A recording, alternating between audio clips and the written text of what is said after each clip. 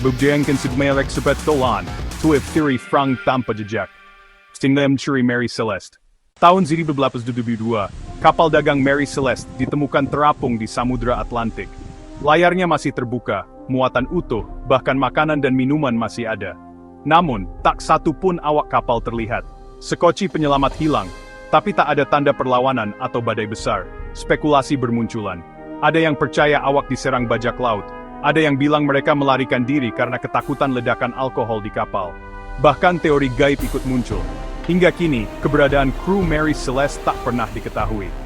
Misteri ini jadi salah satu teka-teki laut paling terkenal sepanjang masa.